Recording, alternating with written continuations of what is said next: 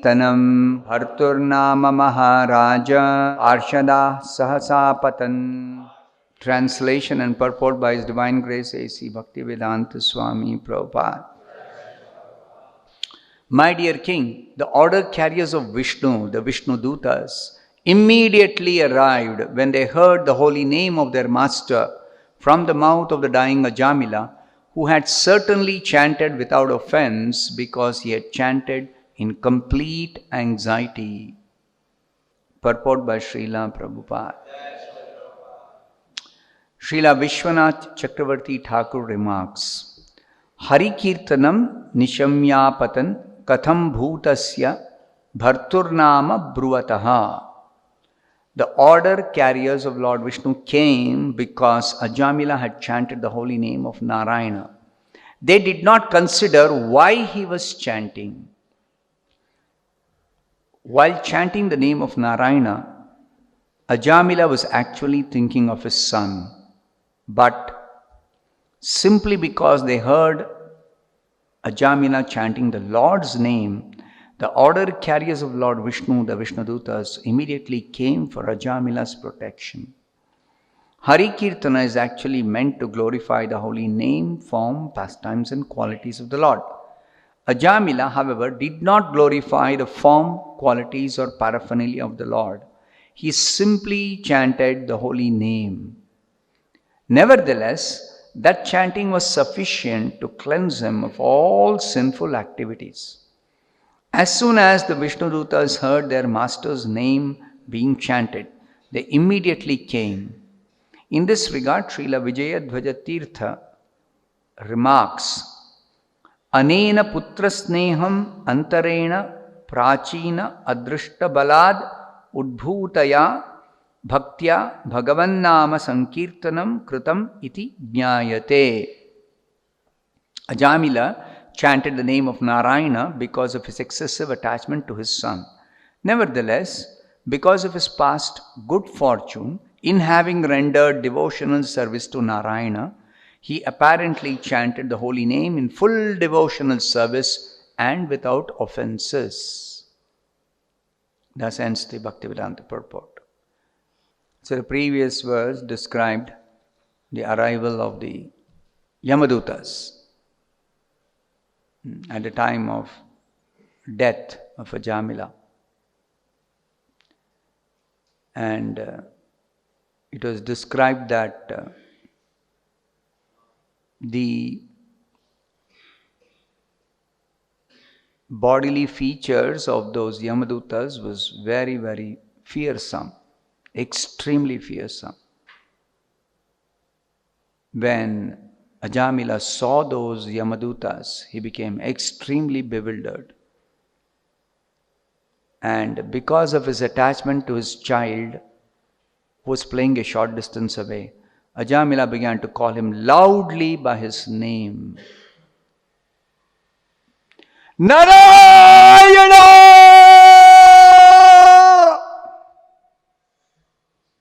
He did not call softly. He called loudly. All of you chant loudly, Narayana. It doesn't even match half of my voice. Of course, I have got a microphone because I am chanting alone. Now, you don't require a microphone because you're so many number. So, loudly once again.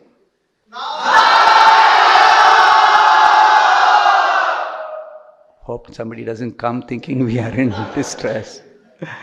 We want the Vishnudutas to come, of course. So, it is the good fortune of Ajamila that he was attached to his son, whom he had named Narayana and whom he was also calling Narayana. So, at the time of death, becoming extremely bewildered, he called his son very loudly, calling out his name, Narayana. And with tears in his eyes, somehow or other, he chanted the holy name of Narayana. Now, this somehow or other he chanted, we discussed in a previous class. Further, that is being explained in this verse, today's verse. Shukadeva Goswami is narrating this incident to Parikshit Maharaj to explain the wonderful glories of chanting the holy name of the Supreme Lord. So Shukadeva Goswami is telling, my dear king, the order carriers of Vishnu, the Vishnudutas, immediately arrived when they heard the holy name of their master, Vishnu, from the mouth of the dying Ajamila. Now something more Srila Prabhupada says in the translation itself. Ajamila had certainly chanted without offense. That's not directly mentioned in the verse. Because he had chanted in complete anxiety. That complete anxiety is mentioned in the previous verse.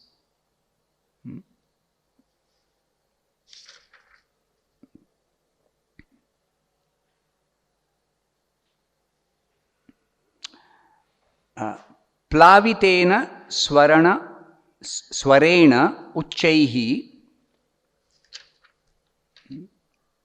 With tearful eyes, swarena with his voice, uchaihi very loudly, ajuhava, he called, akula indriyaha, being full of anxiety,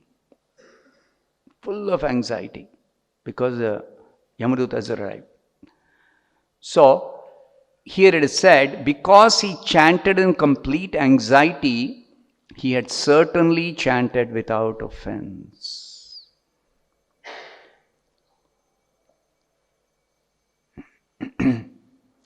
So, Srila Vishwanath Chakravarti Thakur remarks, as Srila Prabhupada quotes here in the purport, the order carriers of Lord Vishnu came because Ajamila had chanted the holy name of Narayana. They did not consider why was he chanting. They simply came because he called Narayana. Now it is said here, Ajamila was certainly thinking of his son when he chanted the name Narayana. Yet, the Vishnudutas came to protect him from the Yamadutas. So, it is being said here, Hari Kirtana, the chanting of the holy name of the Supreme Lord Hari, is actually meant to glorify the holy name, form, qualities, pastimes, paraphernalia, etc. of the Supreme Lord. It is not meant for any other purpose. But Ajamila did not glorify the form, qualities, pastimes, or paraphernalia of the Lord. He simply chanted the holy name, even without the intent of glorifying the Lord, even without the intent of calling the Lord.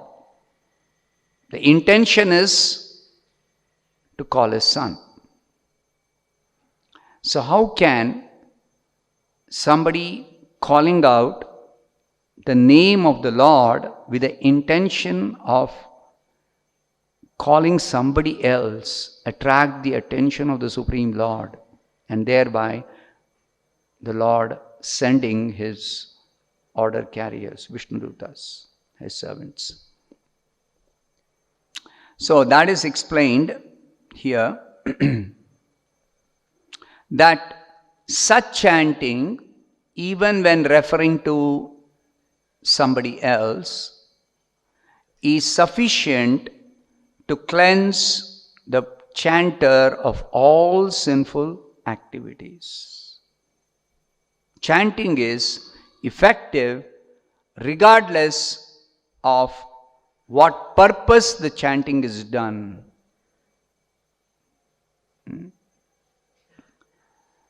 Srila Vijayadhvaja Tirtha, another Acharya, Vaishnava Acharya, he says, Ajamila chanted the name of Narayana because of his excessive attachment to his son. That is very clear. No doubt about that. Nevertheless, because of his past good fortune in having rendered devotional service to Narayana sometime in the past. He apparently chanted the holy name in full devotional service and without offenses. So the chanting, the calling out the name of his son, Narayana, is considered as chanting the holy name in full devotional service and without offenses because of two things. One is that in the past he had rendered devotional service to Narayana, actual devotional service. And second is that he actually chanted the name Narayana, even though referring to his son. He actually chanted. So therefore, what is the important lesson for us? Because we are all engaged in chanting, or we should be engaged in chanting Hare Krishna, the holy name of the Supreme Lord.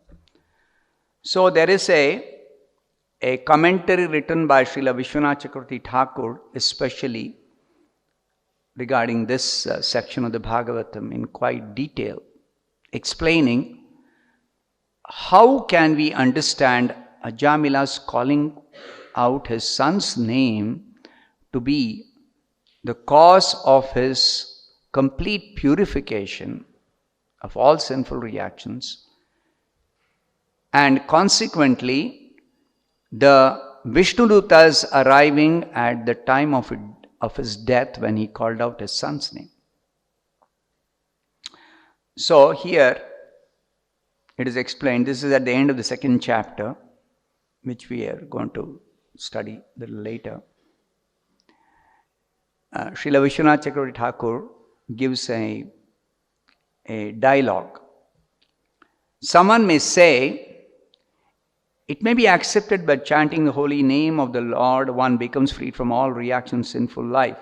However, if one commits sinful acts in full consciousness, not only once, but many, many times, he is unable to free himself from the reactions of such sins, even after atoning for them for 12 years or more. The general procedure for becoming free from sinful reactions, as mentioned in the scriptures, is to atone for the sinful activities.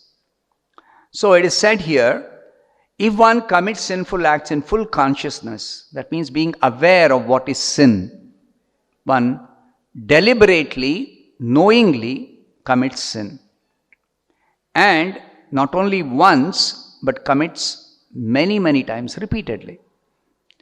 Then such a person cannot free himself from the sinful reactions of such sinful activities, even after atoning for them for 12 years or more. So it seems like Ajamila could not have counteracted the sinful reactions, because he was continuing to do sinful activities even after, not just once doing the mistake, but many, many times. He was living with a prostitute. He was gambling. He was drinking. He was eating food cooked by the sinful woman. He was maintaining a whole family of children which he got by enjoying sex with the prostitute. He gave up his chaste and faithful wife. He gave up his Brahmanical duties, activities. He stopped worshipping the Saligram Shila, the Narayan Shila, which he was doing in the past. So how could he have become free from the sinful reactions while continuing to sin? So therefore, the question that is raised is, how is it possible then simply by once chanting the holy name of the Lord, one immediately becomes freed from reactions of such sins? So the answer to this is in the Bhagavatam itself. There are 2 verses. The chanting of the holy name of Lord Vishnu is the best process of atonement for a thief of gold or other valuables, for a drunkard, for one who betrays a friend or relative, for one who kills a Brahmana. This is considered the most sinful activity among all sinful activities. Brahmahatya, killer of a Brahmana. And elsewhere in the Bhagavatam it is described, Indra once happened to kill a Brahmana, Vishwarupa, whom he had appointed as his priest for performing his daily sacrifice. And this Vishwarupa somehow should have offered oblations only to the demigods, because he was appointed by the king of the demigods, Indra. But he was secretly offering some oblations in the fire, sacrificial fire, even to the demons, the Asuras. Because this Vishwarupa, he was related to the Devatas from his mother's side and to the Asuras from his father's side. His father happened to be a descendant of the Asuras and his mother happened to be a descendant of the Devatas. And it was a marriage between 2 different communities, somebody descending from 2 different communities or lineage. So he had some affection for the Devatas and he had some affection even for the Asuras because of his affection for his father and mother, which is natural. So secretly he would offer some oblations even to the Asuras. One day Indra came to know. He became very angry. This fellow, he is appointed by me specifically for offering oblations to the Devatas. How can he offer oblations to our enemies? So Indra became very angry. And in a fit of rage, he cut off the head of, because Indra is very powerful. So immediately he cut off the head of Vishwarupa and thereby killed him. So then Indra realized what a mistake he has done. He's killed a Brahmana. But the sinful reaction in the form of sin personified did not leave Indra. Indra tried to escape the sinful reaction. But he was not able to free himself from the sin personified attacking him, not to punish him. So he was trying to escape and he started running away and he went all over the universe. Finally, he got some shelter in one filament of a lotus flower in Manas Sarovar, in a holy place, in a pure lake filled with sanctified water. So there he was able to avoid the sin personified. But he had to remain there for many, many millions of years performing tapasya. And even after that, he was not freed from this sinful reaction of having killed the Brahmana. So then he had to divide the sinful reaction between 4 different personalities, and in exchange for them agreeing to take those sinful reactions, the part 1/4 of the sinful reactions, he had to give them some benediction. And in this way, he was finally freed from that one sinful activity. So, please try to understand, atoning for a sinful reaction is not very easy. Even if somebody does so much tapasya, so much of austerity, like Indra did. Of course, Indra's case was extreme, the most sinful activity of killing a Brahmana. But still, as Srila Vishwanath Chakravarti Thakur says here, even after atoning for 12 years or more, if one repeatedly sins, one cannot become free from the sinful reaction, even if they are atoning for that specific sinful reaction. But here it is said, the chanting of the holy name of Lord Vishnu is the best process of atonement, even for one who kills a Brahmana, or one who indulges in sex with the wife of his guru or another superior. It is also the best method of atonement for one who murders women, the king or his father. All these are supposed to be protected according to the Vedic injunctions. Women, old men, children, brahmanas, cows are supposed to be protected. But instead of protecting, somebody kills them, then certainly it is very, very, very sinful. But if somebody chants even once the holy name of the Supreme Lord, that's the best process of atonement. It is also the best process of atonement for one who slaughters cows and for all other sinful men. There's no need to list all the different kinds of sinful activities. It just says all other sinful activities, one is certainly freed from the sinful reactions simply by even once chanting the holy name of the Supreme Lord Vishnu.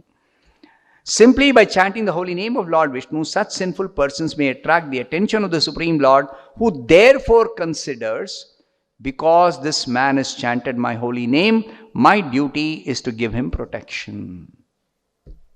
This is what the Supreme Lord thinks.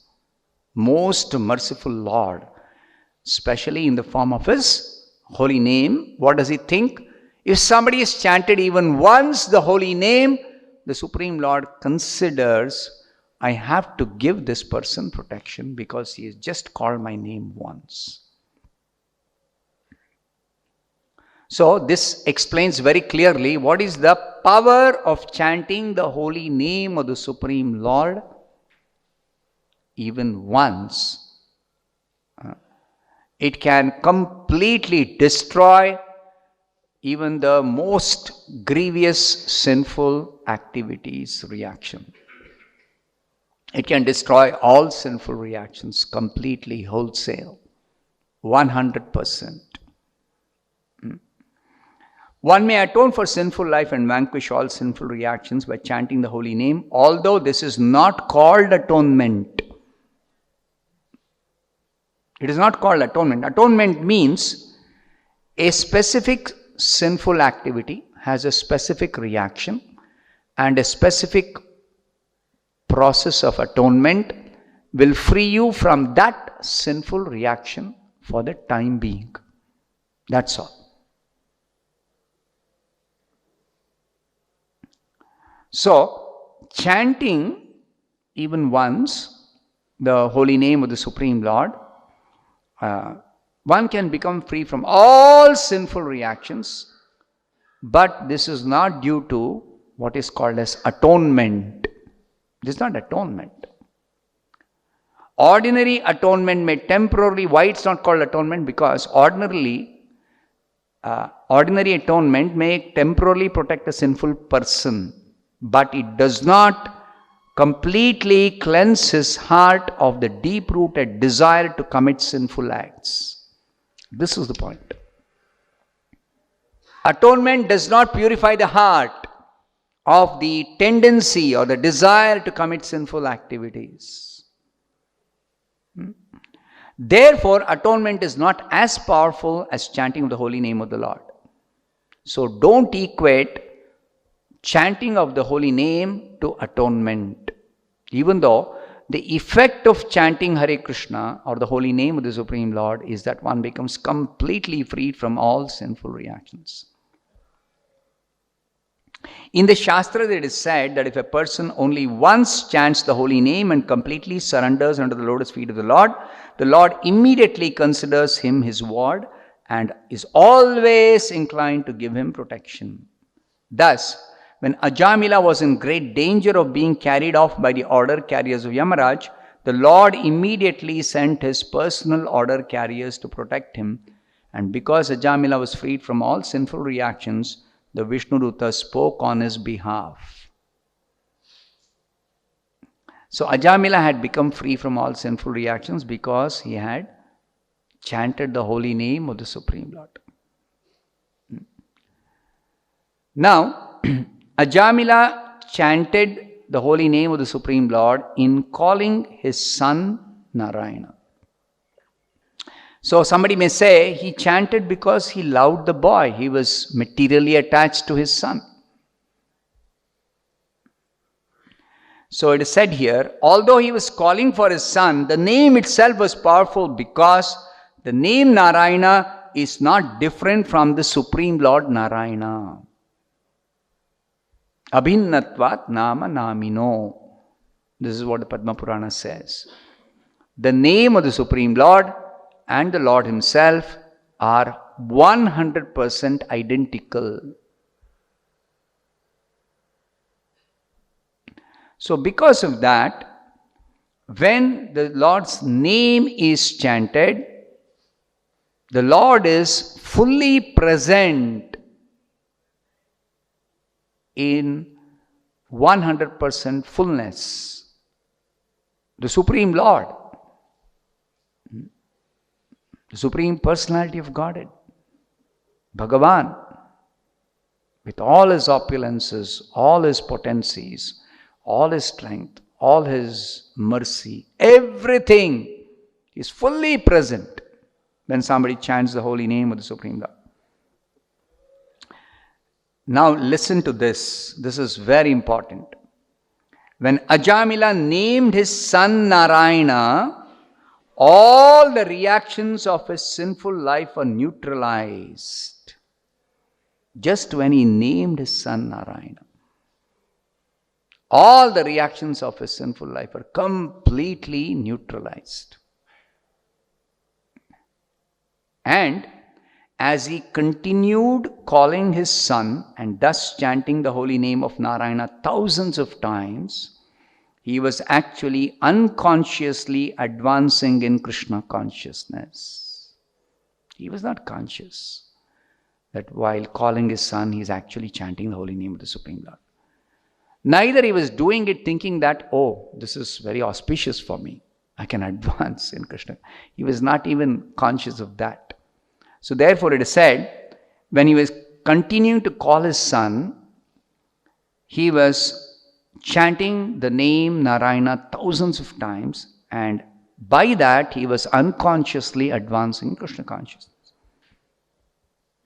So the argument may be given, since he was constantly chanting the name of Narayana, how was it possible for him to be associating with a prostitute? I mean, after naming his son Narayana, did he give up the association with the prostitute? No. So how could he continue to be having that association? Why didn't he give up? If he became free from all sinful reactions, when he just named his son Narayana. So it is saying here that by his sinful actions, he was bringing suffering upon himself again and again. Therefore, one may say that his ultimate chanting of Narayana was the cause of his being freed. Somebody may say, finally at time of death he chanted the name of Narayana. That is the cause of his being freed from all sinful reactions. Not the fact that he named his son Narayana or he was calling his son Narayana again and again and again. However, his chanting then would have been Nama Aparad. Why?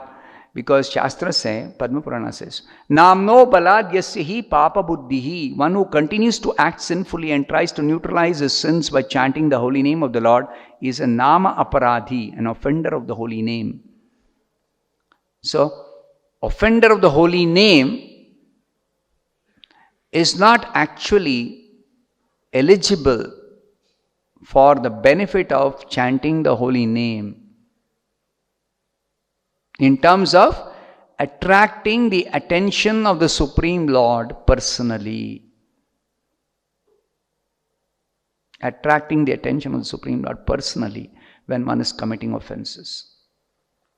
In response, it may be said that Ajamila's chanting was inoffensive because he did not chant the name of Narayana with the purpose of counteracting his sins. This is very important to note. Ajamila did not chant for the sake of counteracting his sins. It's very clear. He chanted out of affection for his son.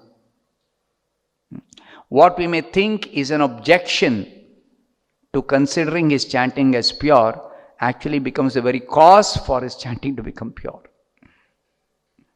His attachment to his son was a cause of his chanting repeatedly after naming his son Narayana.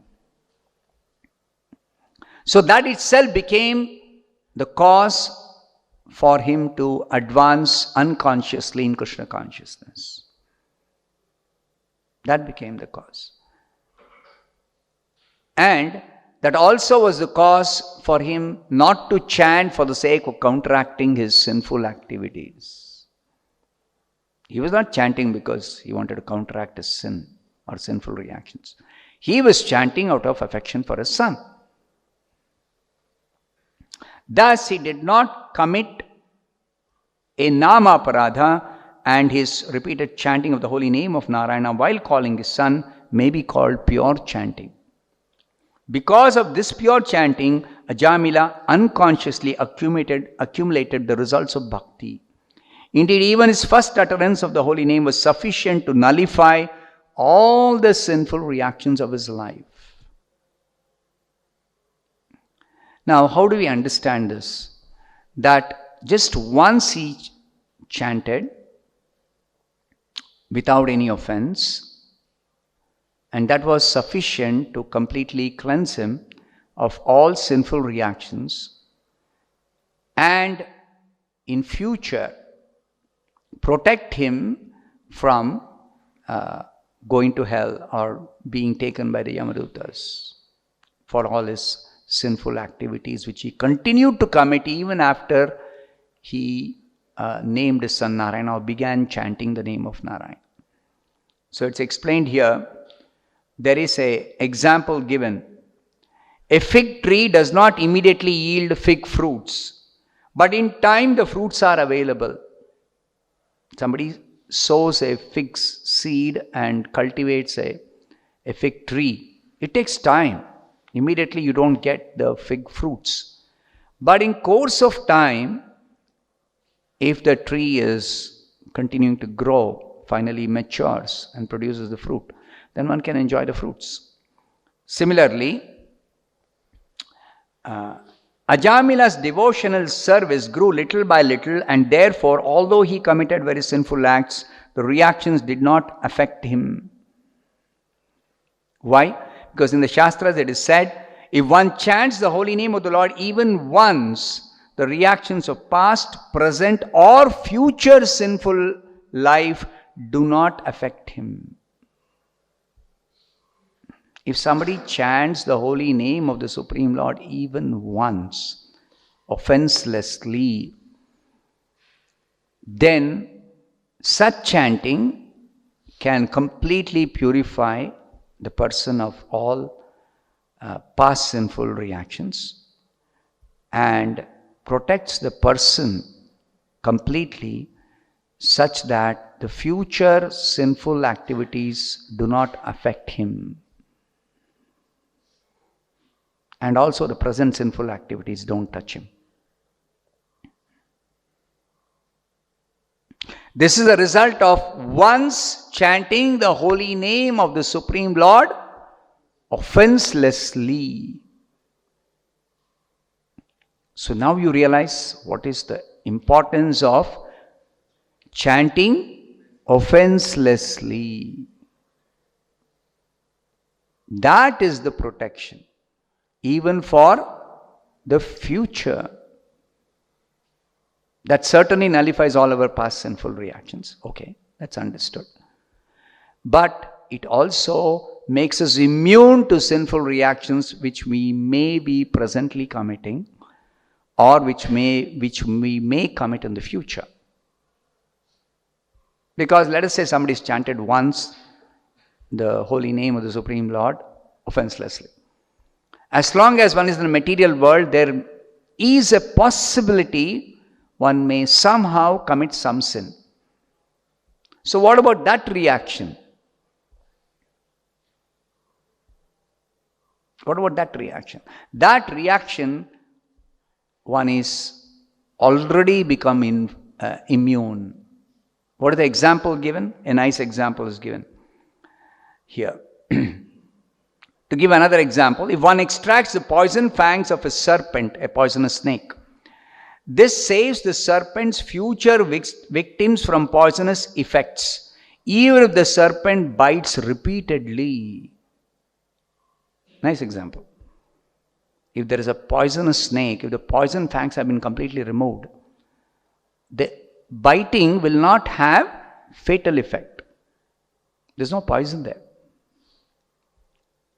Similarly, if a person who has even once chanted the holy name of the Supreme Lord offenselessly, then that person's actions in the future will not give him any reaction. Even though they may appear to be sinful activities,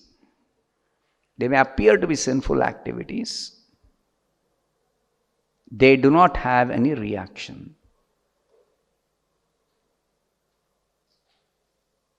That means, what does offenseless chanting even once do to the person?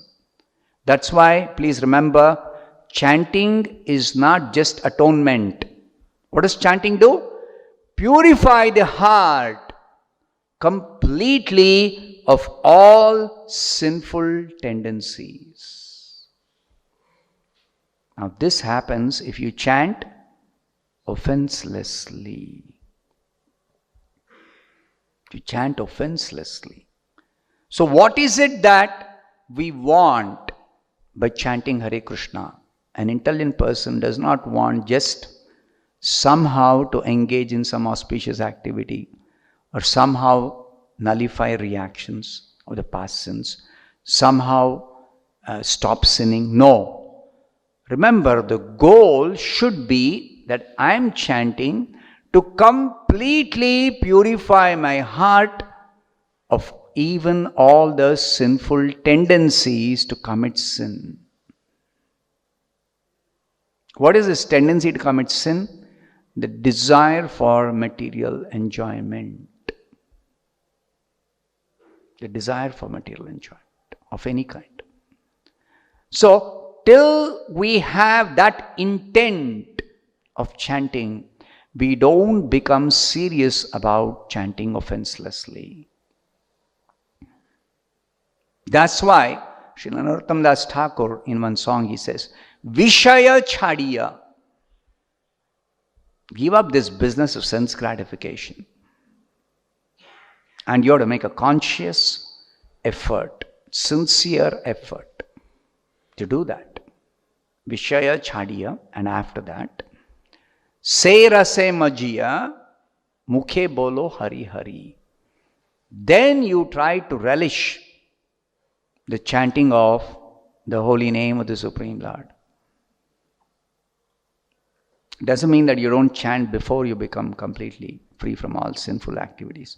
But the intent should be, I might have been engaging in sinful activities in the past. If I begin chanting Hare Krishna, I should understand that this chanting is very, very, very, very, very powerful, and therefore I should chant without any offense. Without any offense. Even just once. If I chant, I am completely purified without any chance of again committing any sinful activity, even though I may be in the material world, even though I am associating with unintentionally with other people who may be sinful. So, chanting is actually effective if in the core of our heart we have the desire and very sincerely we make all attempts to avoid offenses completely while chanting Hare Krishna. And one more important thing is, after having chanted the holy name even once completely offenselessly, one should continue to chant the holy name. It's not that, oh, I chanted once offenselessly, now in future also I am immune to sinful activities, so I can continue to do sinful activities because I am immune. No. So after having chanted offenselessly, one continues to avoid all offenses. One continues to be free from all sinful activities. So what is the protection then? It is for any accidental. That's what Sri Krishna says in the Bhagavad Gita.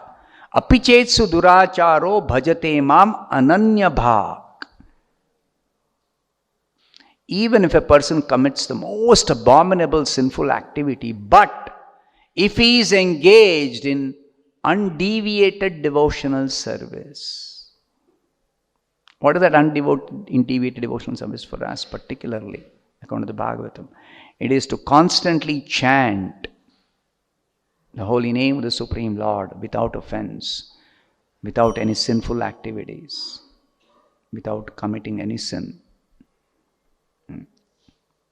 So this is the real protection. This should be the intent of chanting Hare Krishna. So it says here, therefore, if a devotee chants the holy name of the Lord even once inoffensively, this protects him eternally. He need only wait for the results of the chanting to mature in due course of time. Now don't think that if somebody is chanted inoffensively just once, then immediately he will see the result of such inoffensive chanting. That means that purification that has happened may not manifest externally in his activity, just like it happened in the case of Ajamila. He became completely purified when he named his son Narayana. But he continued to apparently do sinful activities even after that. So it is said here, the result of the complete purification due to even once chanting the holy name completely offenselessly may not be seen externally immediately. It is definitely going to show the effect in course of time when the person has sufficiently become mature in devotional service. So Ajamila, he became purified when he named his son Narayana, and he simply had to wait till his death, by which time he had thousands of times chanted the name Narayana, Narayana, Narayana, Narayana, Narayana. So his devotional service matured because of his constantly chanting. After naming his son Narayana, he constantly chanted the name Narayana.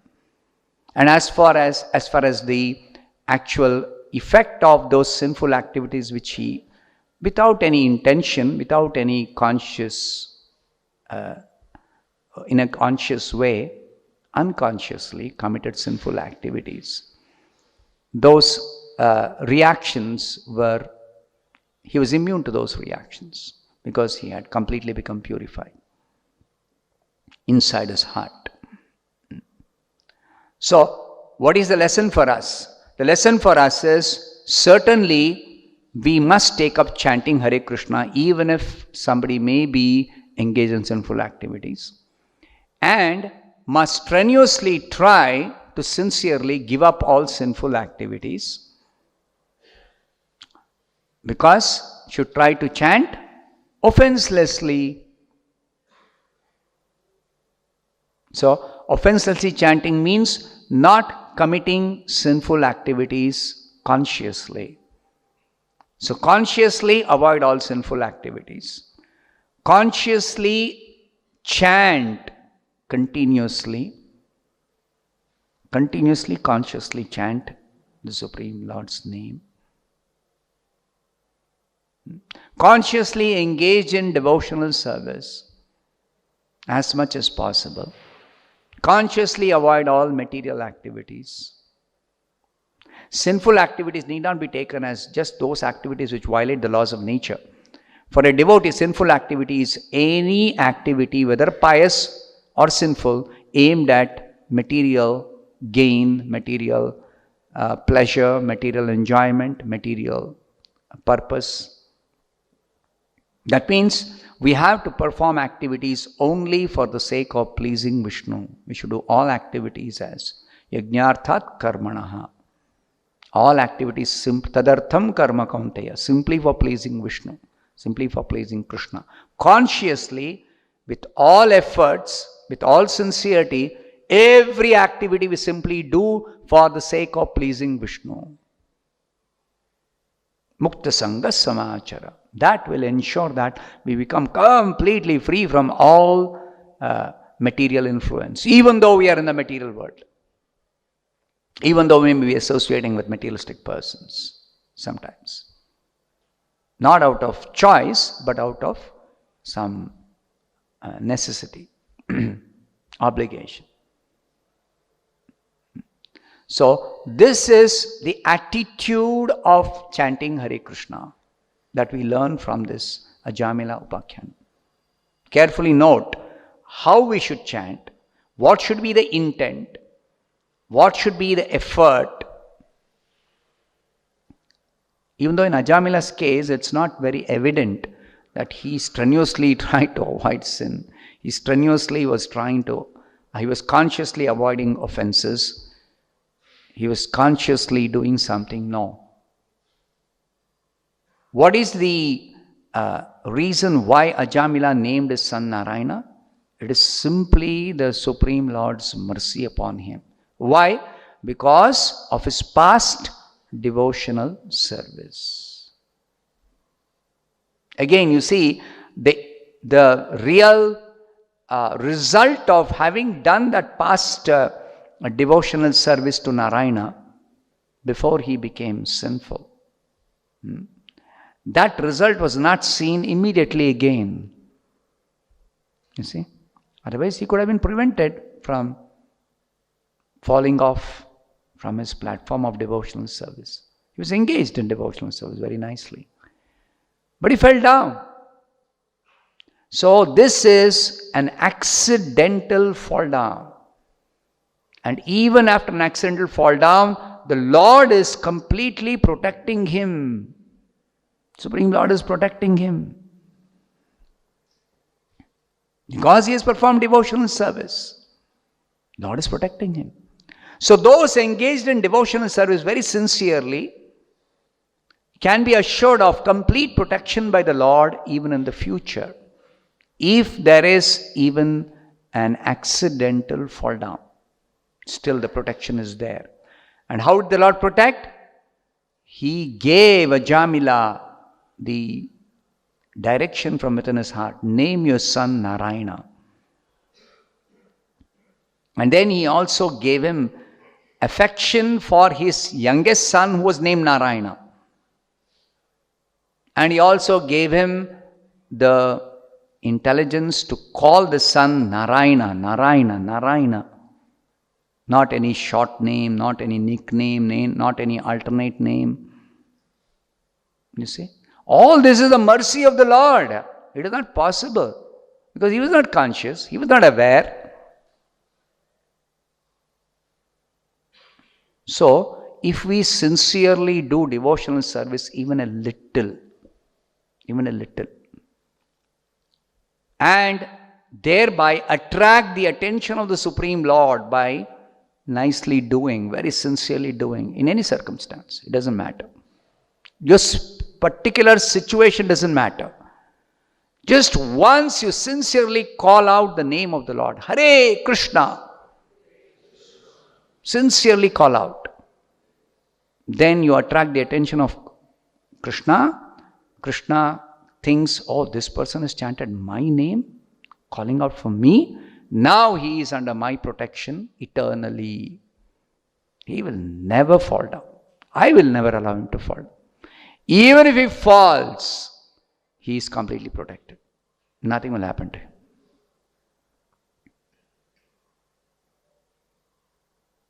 So therefore, we should be careful not to criticize people who have done some devotional service in the past very sincerely, but might have fallen down now and may not be even chanting, may not be even doing any service.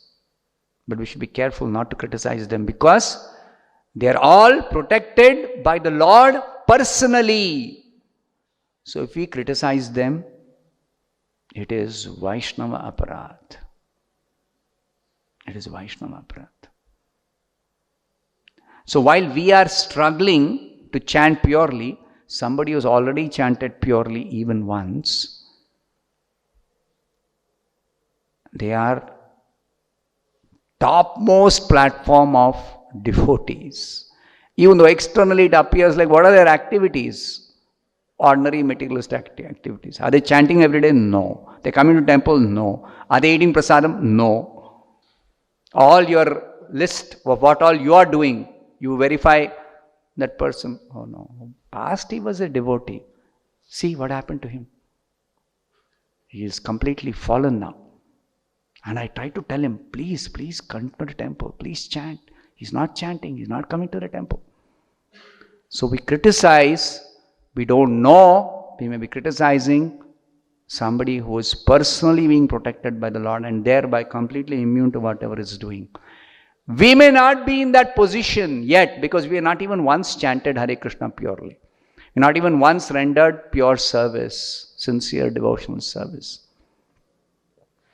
So therefore, it becomes very important that whatever devotional service we do, whether it is honoring prasadam, whether it is worshipping the deity, whether it is doing kirtan, whether it is chanting the japa, Hare Krishna mantra japa, any visiting a holy place like Vrindavan especially, the personal place of the personal pastimes of the personal Lord, you have to do it with full sincerity, full attention, full consciousness. Do it nicely. Whatever you do, even once you do it, attracting the attention of the Supreme Lord,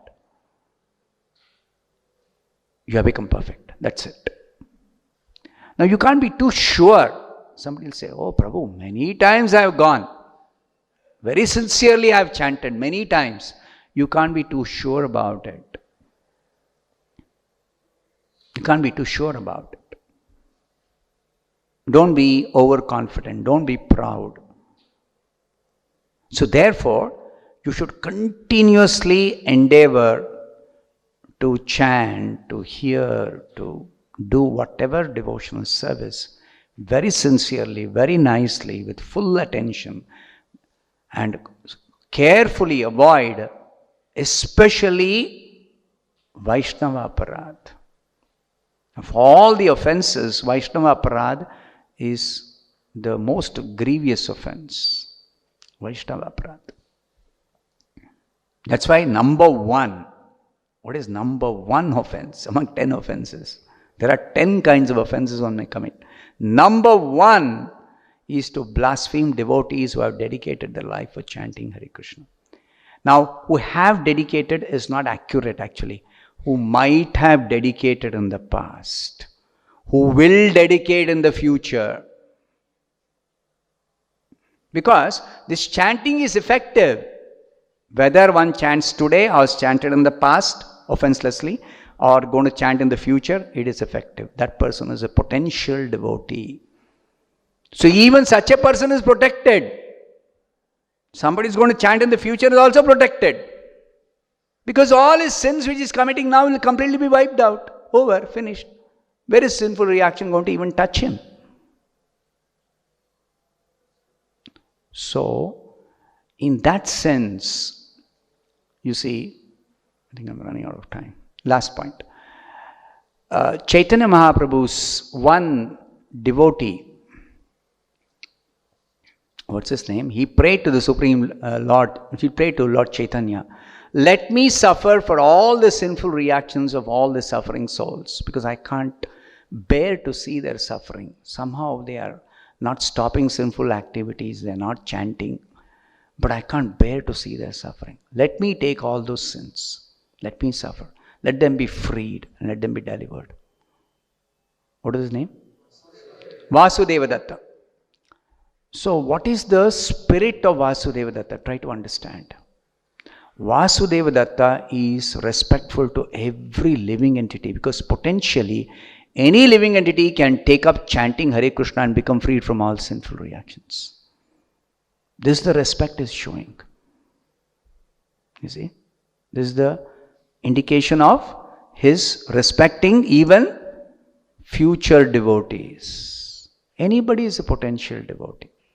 Even the most sinful person is a potential devotee. Even the most demoniac person is a potential devotee.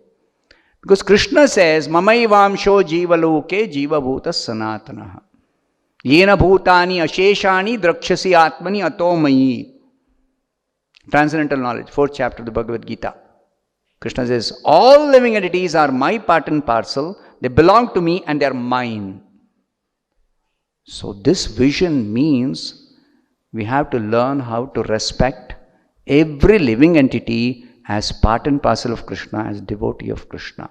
Though presently they may not be seen to be doing devotional service, presently they may not be engaged in any kind of devotional activities, doesn't matter. Learn to respect every living being. This is a perfection of Vaishnava behavior. Learn to respect every living being. So first of all, learn to respect all Vaishnavas. But this, who is a Vaishnava? Potentially everyone is a Vaishnava.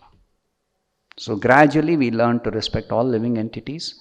So Srila Bhaktivinoda Thakur summarizes the goal of a devotee's life is Jive Daya Name Ruchi. So develop compassion for all living entities as part and parcel of Krishna, belonging to Krishna, Krishna's own. And we should actually develop taste for chanting the holy name so that we may constantly, nicely chant Hare Krishna and become perfect very quickly. So I'll stop here. Grantara Srimad Bhagavatam ki jai, Srila Prabhupada ki jai.